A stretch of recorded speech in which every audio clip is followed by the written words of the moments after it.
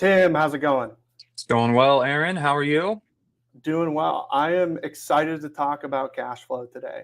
I think we'll give everyone a couple minutes, make sure everyone can, get into the live stream. I know some people might be refreshing, trying to log into YouTube.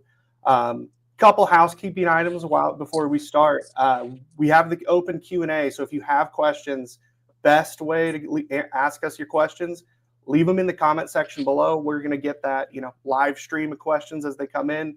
We'll do our best to answer them throughout the live stream. If for some reason you can't log into YouTube, you do need to be logged into YouTube to leave a comment. They don't let you do it anonymously. Just shoot us an email. You can email info@valleytaxes.com. Shoot us your questions. We'll do our best. Obviously we're here live streaming. I got my email up on another monitor. If I see a question come through, we will do our best to get that answered. Yeah, Awesome. no, I'm really excited about this, Aaron. I mean, you and I have seen this countless times come up, whether it's with our clients or with other accountants.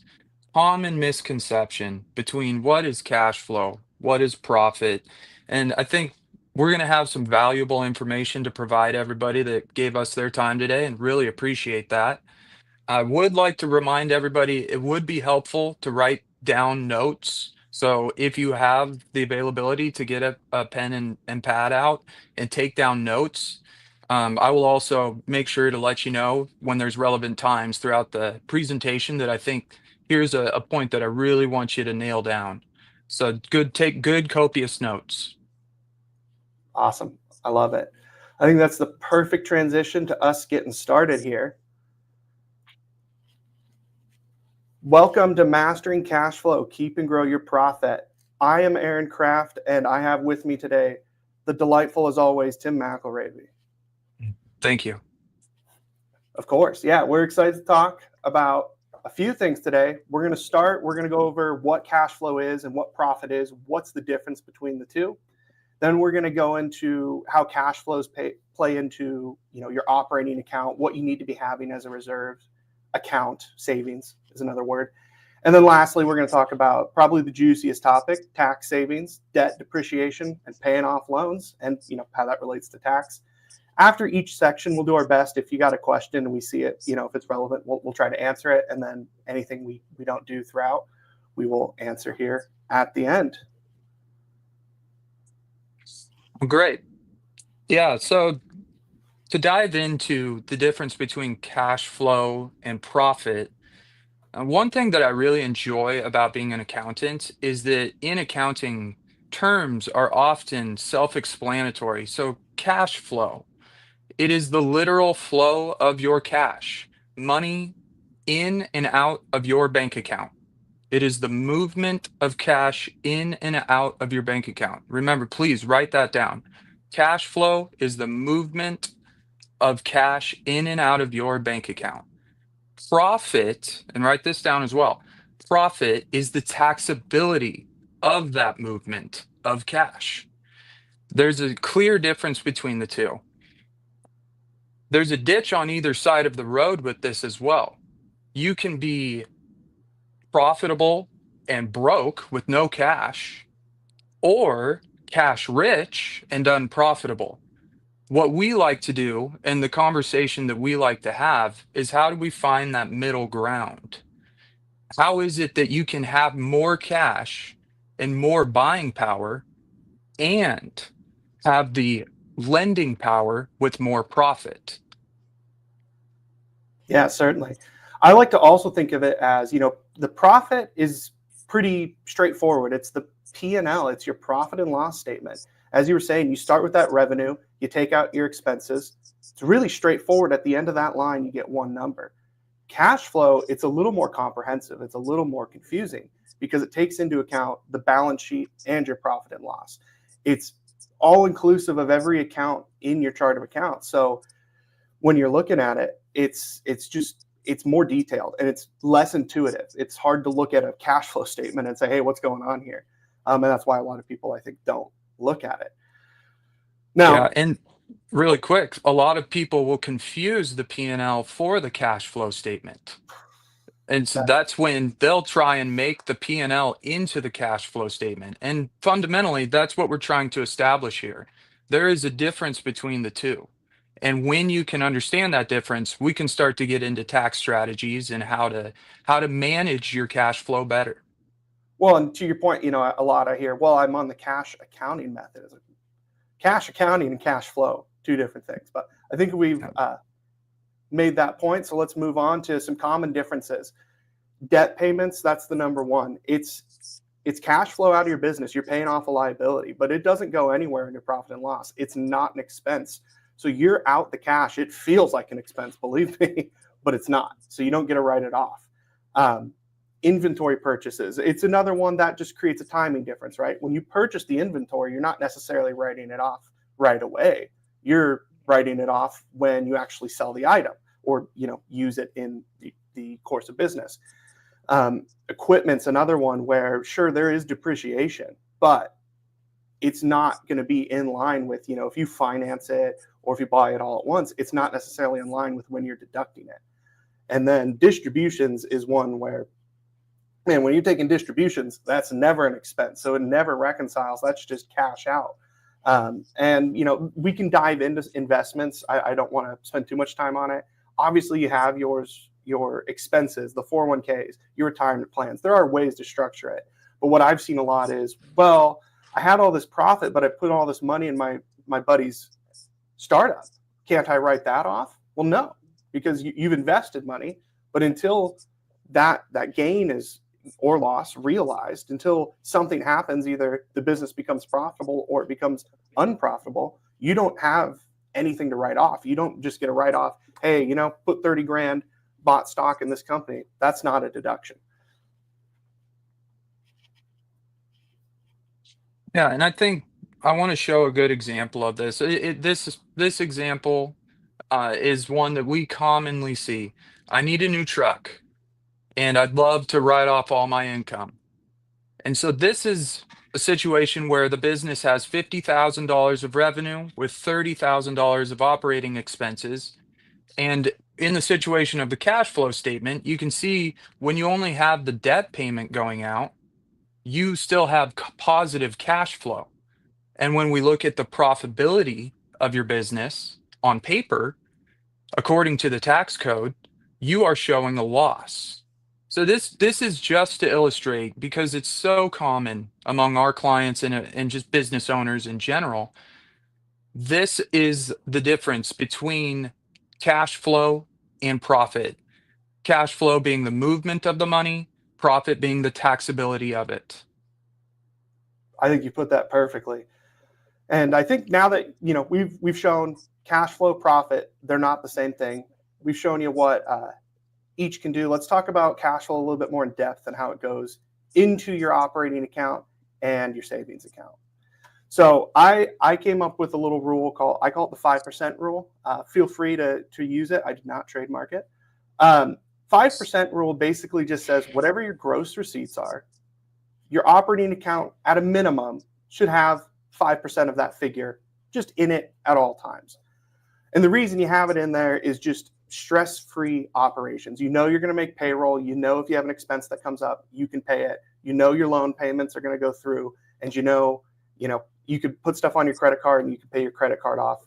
I'm all for using the credit card to get rewards points. You don't want to be paying the interest rates on it. There's a lot cheaper ways to have debt than credit card debt for a business.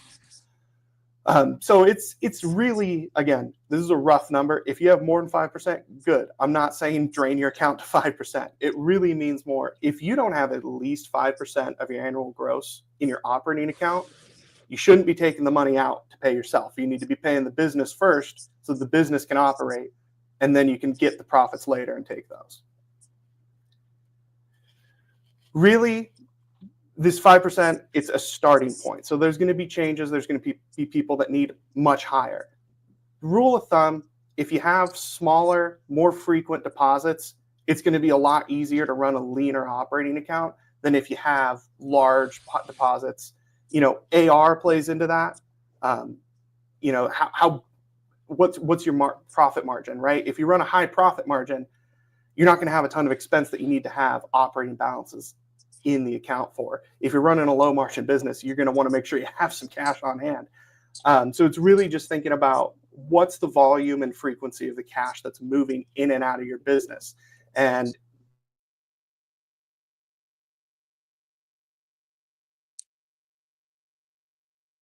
I think we lost it there for a second.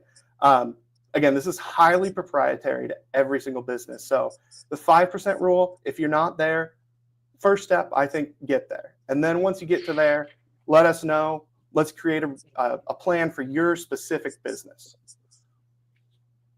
Now, Yeah. Oh, did you have anything to add, Tim? Well, I just wanted to say, I mean, at a personal level, this was something for me as a business owner that I wasn't very well versed in. Like I'm all about employing capital and growing. So having this sort of rule of thumb, if you will, really helped me personally to help manage my finances better, and then to have security in my business, knowing that it's financially stable. Well, and to play into it, it's weird when you're the owner of the business, right? Like that's your money essentially. But I have to leave that in the business. It's a weird feeling, but it And becomes a necessity for it's not easy to do. it's It's not not. easy. It's a very difficult path to take, but I mean that's the idea, is take the difficult path that is going to give you longevity and sustainability. Exactly. Yeah. So when it comes to savings, again, we were just talking about operating. That's hey, payroll's coming through. We got to make payroll. There's other things that you're going to need savings accounts for. The common ones I see, taxes, a seasonal business, you're going to build up that reserve in the off season build it up during the regular season. So in the off season, you have some cash to weather through. If you have a large annual expenditure, great example, Tim and I, our software renewal for our tax software, it renews every July. I think it was 37,000 this year. Huge, that's not a cash flow. I don't want to be paying that out in a single month. We save up for that over 12. It's a lot more affordable and an easier pill to swallow than paying that all out in July. Savings just in general, good to have if you wanted to save up for a building, something like that. And so that's where, again, if you have specific needs for reserves, specific needs for operating, let's set up a meeting. Let's go over it a little bit more in depth because, again, it can get really proprietary to every business. Awesome. Now that we've talked about that, let's get to the topic people probably care about the most: debt, depreciation, paying off loans. And how does this come into play with taxes, Tim? Yeah, well, this is what we like to call the depreciation trap. And I want to go back to our truck purchase because that gives the best example of this. We saw that we kept cash in the bank. We also saw that we're not going to owe any tax because we've written off all of the income. The trap then becomes, and what people don't understand, is that future profit has to pay that debt down. So now that you've taken all of the depreciation, and let's remember the TCJA just got extended and 100% depreciation, bonus depreciation is back for 2025. I don't want to dive into that too much, but that is to say, this is extremely relevant once again. You can take huge tax savings this year, but then the problem is you still have to show that profit in future years to pay off the debt. And that is not a deduction, as we've covered already. So we can have cash flow being positive and not owe any tax, but then future profits must cover that debt. So tax planning becomes essential, and monitoring the amount of depreciation you want to take each year. Obviously, leveraging 100% bonus depreciation can be an extremely powerful tool. We just want to make sure that we're leveraging it the right way and looking at it through the lens of what is the taxability of this over the next few years. Certainly. Well, I think that flows perfectly into my examples here.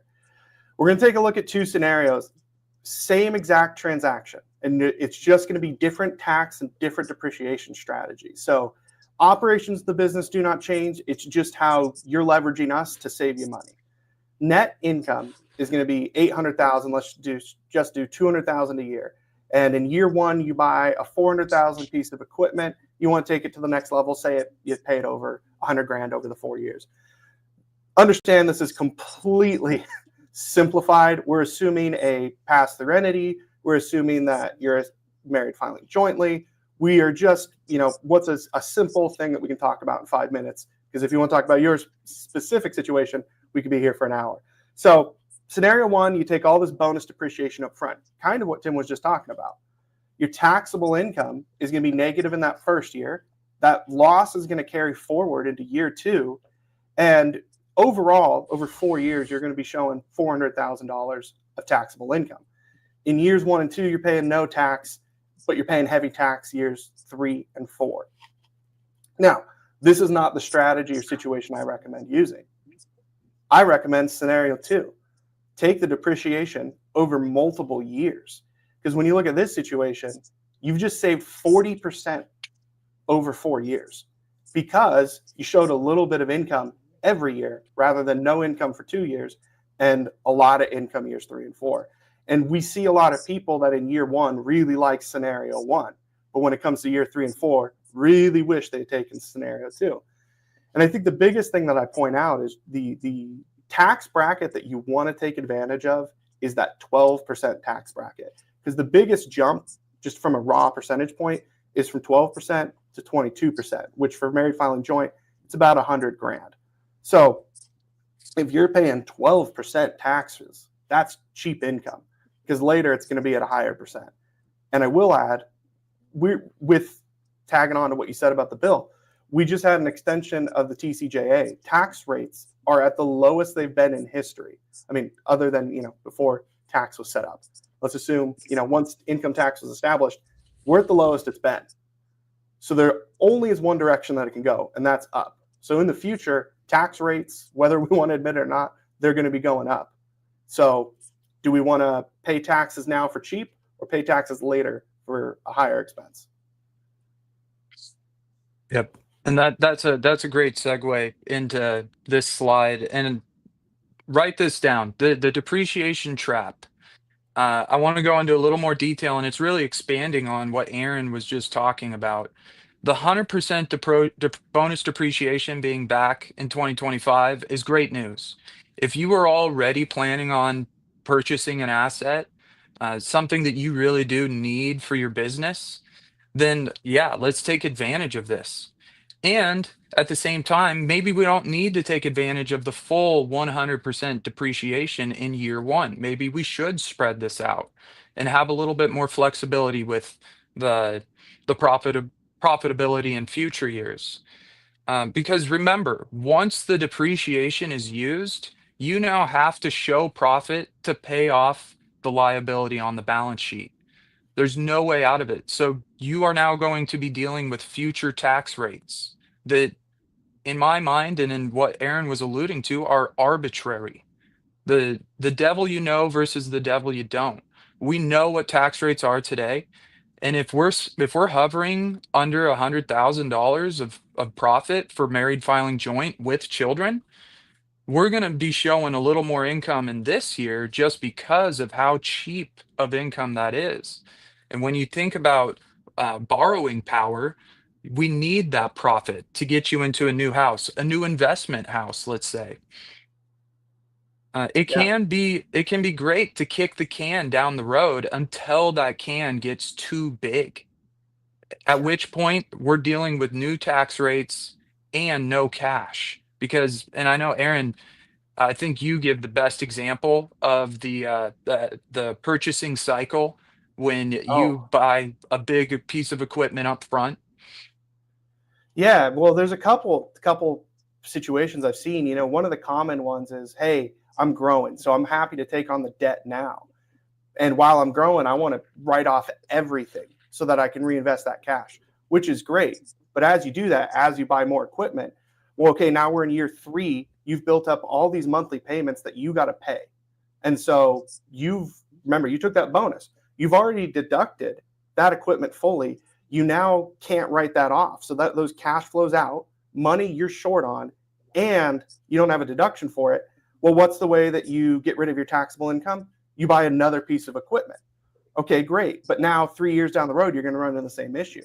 And so it requires you to just completely grow exponentially on growth. And when that growth stops, now you're saddled with a ton of debt and all your cash flows out and you're paying taxes. And so that's where you can get stuck in the trap. And that's where we say never buy a deduction. It's one thing if you need the equipment, but if, I always hear, oh, I don't want to pay tax, so I'm going to go get a new truck at the end of the year. Well, that's great. But if you spend $10,000 to eliminate $1,000 of tax, I'd almost just rather pay the 1,000 and spend the 9 on whatever I'd want to. But Amen. yeah, the one that drives me insane, I love to complain about other people, don't I, Tim? I'm smarter than everyone, so everyone else is dumb. Dave Ramsey, I'll complain about him. He goes too far to the other extreme. Don't take any debt. Grant Cardone, he's the one where I kick and scream because I'm like, this guy doesn't know what he's talking about. And I'm probably being a little cocky there. But he always preaches to everyone, hey, I don't want to owe any tax. I made $15 million this year. So I go buy a $13.6 million helicopter, write it off. Best part is I buy it debt and I only put down $1 million and I get to write off $13 million in tax. It's like, well, that's great until you have to start paying to operate the helicopter. You have all this debt now. So now you're still paying off that debt later with income that you've already written off. So now where's that income coming from? And I've seen people get in similar situations with that where now, hey, I want to get rid of this jet in a few years or helicopter. And you're in 5 years. Well, when you sell it, you're going to have to recapture any depreciation you already took in excess of, what you're selling it for. And people just can't afford to sell the asset. And it's a horrible position to be in. Yep. And that's perfect depiction. You can kick that can down the road, but then at the moment that you're cash strapped and, well, I've got this $13 million asset, why don't I just sell it? Well, the issue is you can't afford to. So you're in a position where you can't afford to keep the helicopter and you can't afford to sell the helicopter. Yep. Yeah. So don't take advice from Dave Ramsey or Grant Cardone. Come to me. You know? Hey, Dave Ramsey, we've talked about this many times. I do agree with the idea of becoming the bank. That's ultimately what he's talking about. You want to be the Exactly. bank and cut out the bank. I agree with you, but at the same time, bankers are our friends and we want to work with them. So, in order to do that, we have to have cash in our own bank account.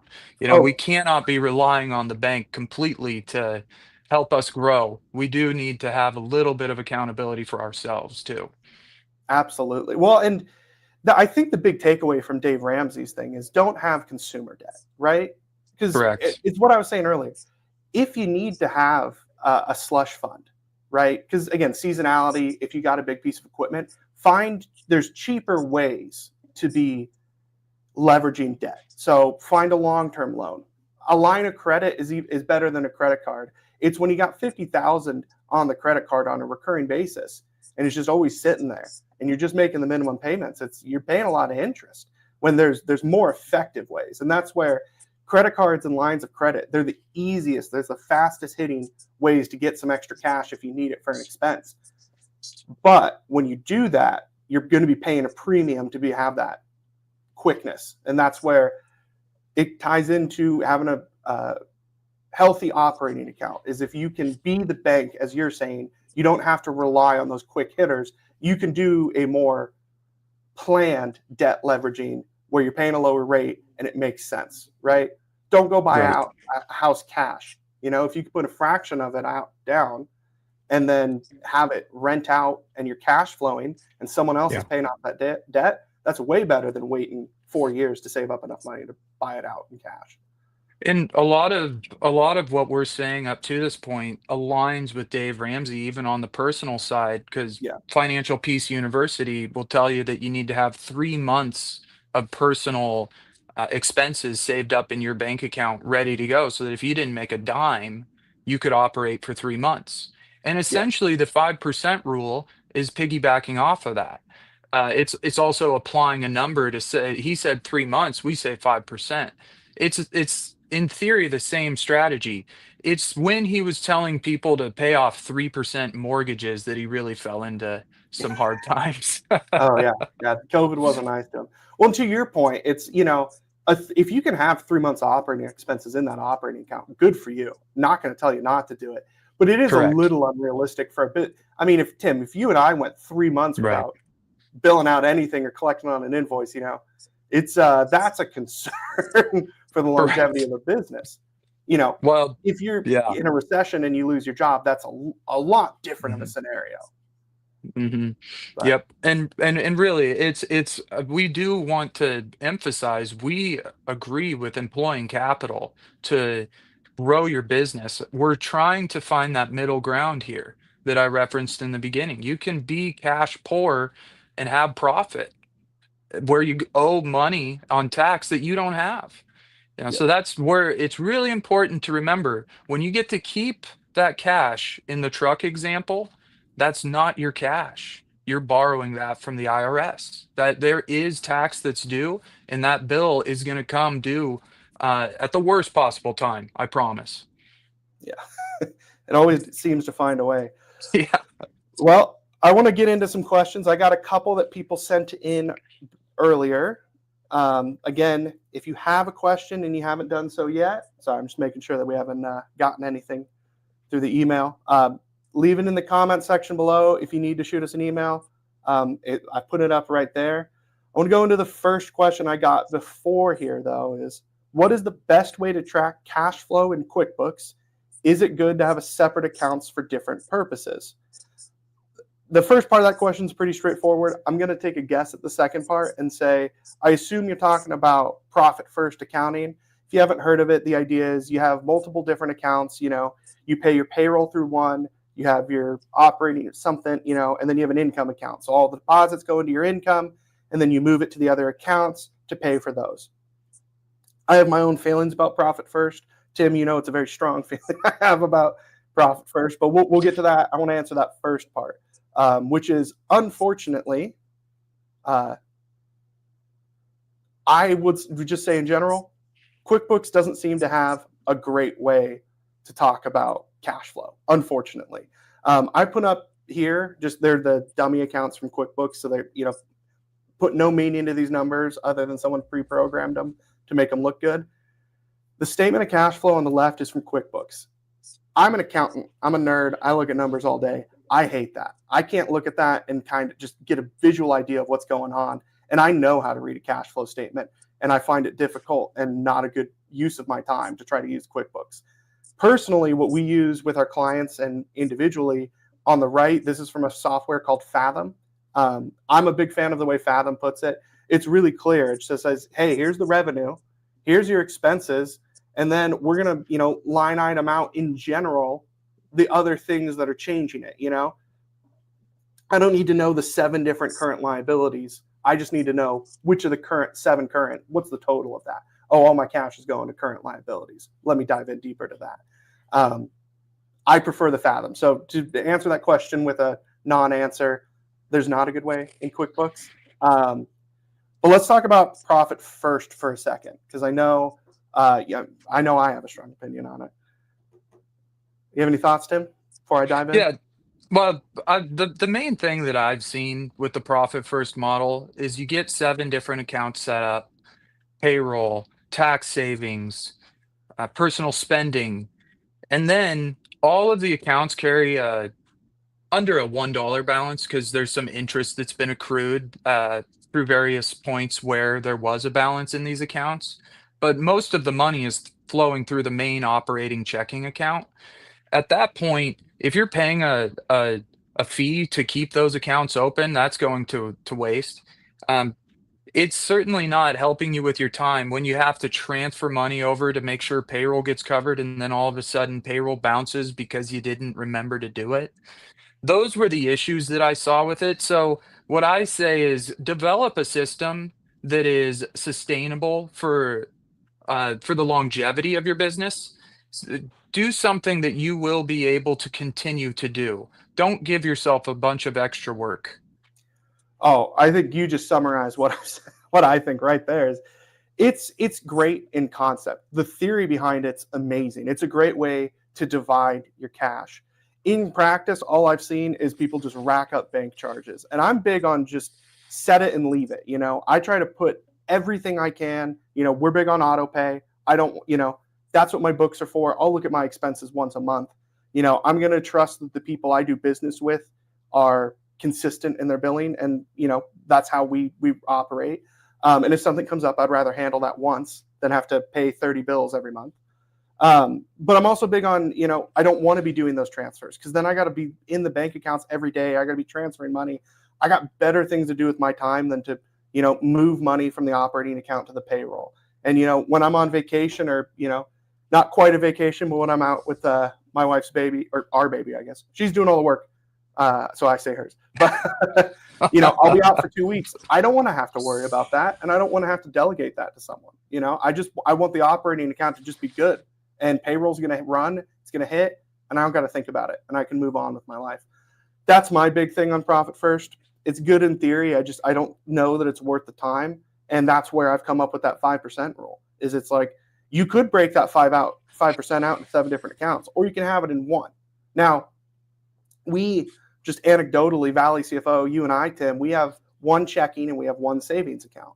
And when we do that, the checking is for our operating account, and the savings is just at the end of every month, I take what that 5%, if our bank balance is over that 5%, move that to the savings account. And that's what we have for distributions next month, So there's ways to do it. I don't think, again, there's concepts you can pull from Profit First. I just think diving full into it is a little, it's too laborious, and I don't think it really provides the value. And I Well, hope no one and here ultimately, is a okay. big believer in profit first or sells the product. No, ultimately, I think Profit First is a great program, but any program, including the information that we give people, what I encourage people to do is take this in, digest it through your own filters, and implement it in a way that is sustainable for you. And everybody subjectively is so different that you can take the concepts and the understanding of these topics and apply them to you and your business in a really powerful way. And Profit First is a great example of that. It gives the guidance to give you the foundation of a level of understanding that can help you find a sustainable method that will help grow your business. Certainly. All right. Well, I've got one more question to tackle, but I'm done checking my email. So you got about maybe 2 minutes to get email questions in. Otherwise, I will stop looking at it. But before we move on to the next question, I do want to talk briefly about our webinar next month.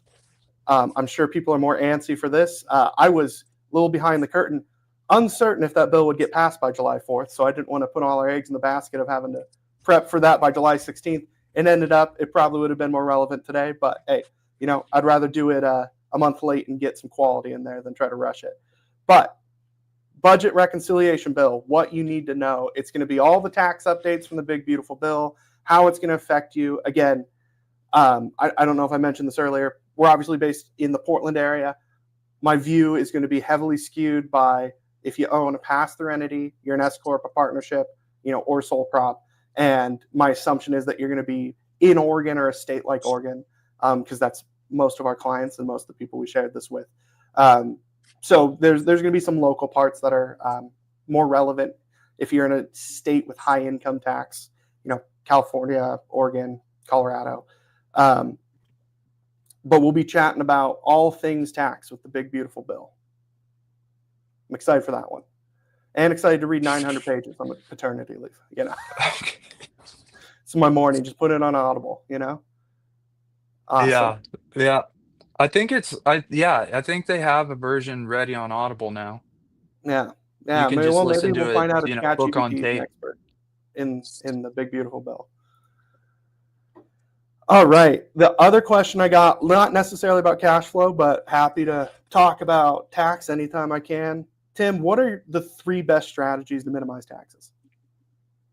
I got my 3, Well, but I want to know what yours are. okay, yeah, 3. Well, the biggest thing is that you are a small business owner. Uh, if you are an employee, we cater to small business owners. We do tax returns for small businesses, then their personal, and help them with the payroll. And so that's our bread and butter, and there's a reason why. There's a huge advantage to small business owners, because what we find is that people are not aggressive when it comes to what is a deduction. And so we tell people, we will limit your tax liability as much as legally possible, and that is through the purchases that you are already making. How much are you driving your car for business? How much are you using your home for business? And how much can we reimburse you for the use of your home through your business? Oh, How yeah. do we make all of your purchases uh, that are tax deductible a business expense? It's the biggest one, and I could say that is one, but really it's so deep and so complex that I just rattled off 3 different topics that have to do with that. So really, the biggest thing is being a small business owner, and as a small business owner, recognizing the advantage that you have over everyone else. We get to choose in a sense how much taxable income we're going to show on our tax returns. Certainly, yeah. I think you put it best too, is just find the ways to use the deductions you're already taking. And, I like a common one too, do it right. That's the bigger part. Because I see a lot, I throw the logo on my car. So every mile is a business mile. It's like, well, no. And the IRS has a court case that specifically states that is not the case. So I've had to have that conversation multiple times. But there's better ways to do that. If you have a home office and you drive from your home office to your work office, You're driving from a work site to a work site. You're no longer commuting. You're traveling for business. And I guarantee you're already taking calls. You're already on your computer at home doing some type of work. Just dedicate a space, even if it's, 10 square feet in your house. Dedicate a space, use that as your home office, and make sure you leave your home office to your work office. So yeah, just getting aggressive. I love that. I'm gonna follow the rules of the question here. I'm gonna give my top 3 real quick. I don't want to get too in depth because we could make webinars about each of these. 1, S Corp election. I assume most people are taking care of it, but I mean, we do. Tim, you and Yep. I, a ton of S Corp elections. I mean, Bread and butter. if you don't know Tim and I well, Tim is the one who introduced me to accounting. He recruited me straight out of college, and I'm happy that we can be business partners. I went from this kid that you found at college to you being the best man at my wedding. I owe a lot to you. And that was the first thing you taught me. Is you're like, hey, S Corps. And I was like, I don't know what that is. Yeah. Never heard about it. They don't teach you about that in college. So there's a lot of people already using that, but that's a thing we do a ton of. We do a lot of S Corp elections. Number 2, an Oregon one is that pass-through entity elective tax. I really don't want to. I could talk about that for an hour. Sneak peek, we'll be talking about it next time. So join our webinar next month. I'll give you a little bit more in depth on that PTE. And then on the topic of today, I'm going to go with my third one. Little unconventional, Roth IRAs. I think they're the best right now. As I was saying, our tax rates are historically low. They're not going to be this low again for quite some time. We've got a ton of debt in the U.S. that is going to need to get paid off at some point somehow. And if you're under the age of 50, you're going to be saddled with that bill for sure. I don't know when that bill is going to come due, but Roth IRA, I'd love to pay the tax rates now when they're low. And when I cash out that Roth IRA in 30 years, tax free, happy to do that, especially because the rates are going to be much higher then.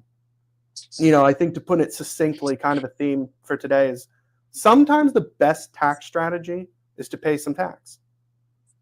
Correct. Get cheap taxes. When you can pay taxes for cheap, pay it now, save deductions for when they're more expensive. And I think that's, looping into, I don't think I mentioned this in our webinar, and I apologize if I'm repeating myself, but when you're employing a lot of debt to grow your business, the idea is down the road, you're going to be larger, right? You're going to be more profitable. So it makes sense to me that when you're larger and you're making more money, save the expenses for then, because now you're smaller, you're in those lower tax rates. Again, abuse that 12% tax rate to the best of your ability. Mm-hmm. Yep. And let me piggyback a little bit off of that to give another example of minimizing taxes. At the time that you have a healthy balance sheet with a good amount of cash and profit, then we can start looking at making some long-term investments. And Aaron and I are big believers in real estate, but that's a great example of leveraging debt and depreciation and getting cash flow on something that's showing a loss on paper. And for somebody that is making a good amount of money on their primary source of income, it's a great way to have access to cash or tax-free Well, cash. I got to stop you before you cut. I got a question that just came in from someone you might know that perfectly answers this question. Ask this question. Jen asks, how do I minimize if you aren't a small business owner? Nurse working for the system. Should I marry a business owner? That's a great one. I think in general, if you can marry a business owner, that's the easiest way. But what you're saying is real estate, right? Right. Anyone can do real estate. And it's Yes. great for, I use my parents as an example. They weren't big. They didn't have a real estate portfolio. And once I really got into accounting, I started pushing them. It's like, go buy some rentals. Because now you can start to you take advantage of those things that you're already doing and make them business expenses, right? You need to go check in on your rental. All right, sweet. Yes. Make sure that you're doing it in a way that you can deduct it, Don't go from home. Right. Go from home, go pick up supplies, go check the rental, then come home. Yep. Checking going out to eat, meet, find way. If you're out to eat with your spouse and you own a rental, there's a non-zero chance that you're going to be talking about that rental. Make sure to talk about the rental, document it, deduct that meal. Have a home office where, you're going to be doing research to look at these. Just dedicate a space in your house for it. Reimburse yourself for it. And so, yeah, rent real estate, the easiest way and super easy. You've had a rent. You went crazy down the road of doing an Airbnb, which is a little bit more hands-on, but kind of how you have to do it in Portland. But, my rental, I get an email maybe twice a year where they're like, hey, do you want to do this repair? And my response is, well, do I have to? And they say yes. And I'm like, why are you asking me that? Just do it. That's the property. You manage the property. If I don't have a choice, just tell me. It really gets me back to my original point when the first question was asked is, what's the best way to minimize taxes? Be a small business owner. And so real estate and rental real estate is the easiest path to that. It's a business that you're running. And so it allows you a tax shelter even as a W-2 hardworking nurse. And thank you for your service, ma'am. I really do appreciate that. Um, and it sounds like you have beautiful children and a beautiful husband. So congratulations on that. But it really is the type of thing that for someone in that situation to be able to not really make any effort towards opening a business and getting the name out there, it's no, just buy a rental and start renting it. Have someone else pay the debt while you get to recognize all this appreciation in your equity and cash flow the entire time without paying tax on that. Oh, and my favorite strategy. Now, I did get a little fortunate with COVID and the rates being low, but I'm big on there's no reason to ever sell your house, right? If you want to move out of where you're at to a bigger place, unless you've already got a pretty nice house already and it's going to be hard to rent, Right. but especially if you're starting off, I started in a townhome. Well, when I needed to move into a bigger place, what I do? Well, you can save up, or if you really need the cash and equity, get a line of credit on the house. But what I did is I moved out, started renting the house, moved into my new place, and the house I owned is now cash flowing, and I didn't have to go make a large expenditure to go get that house. I paid the down payment when I bought it. I paid the mortgage and expenses to fix it up while I lived there, but I'm not out any cash. And I could just go move in, and you already got a rental built in. Super easy, low effort, low maintenance. And the area, how to, it's not a bad strategy. Now, that's not to say that you can't sell that townhome. In Oregon, your housing prices are super expensive. So if you've got a good amount of equity, maybe it's a better strategy to go sell that, buy a few more in somewhere like St. Louis. But I'm all for doing that from a perspective of at least take a couple years to figure that out and keep the house while you're doing it. Yep. No, and we get back to the cash flow management. When we talk about you're living in a home, a townhome, let's say, like Aaron was, he had to save up enough cash to put a down payment on a new house without selling that townhome. We're back Yeah. to cash flow management. And if you at the foundation can understand how the cash flow management works within your business, then you have a path towards saving up that money without having to sell any of those fixed assets. Well, and doubling down, it was also profit management, right? Because you have to show profit for the bank to lend you money. Right. And so, To you get the got to loan. be planning, you Yep. got to be thinking ahead to make the best use of those scenarios. Right. Well, I don't want to take up, I know people are busy. I know we're busy. So I don't want to take up any more time from anyone's day unless we've got final questions. We want to see everyone here on August 13th. We'll send out a link and more information closer to the date. Talk about the tax updates. Tim, do you got any closing thoughts? I hope everyone enjoys the weather and the rest of this beautiful July we're having. Thank you so much for your time. Hey, at Valley CFO, we're always looking to work with good people. If you know anybody that could use our services, or if you yourself are watching this and want to have a conversation, please reach out. We greatly appreciate it. We love having good conversations. Mhm. And until the next great conversation, bye for now.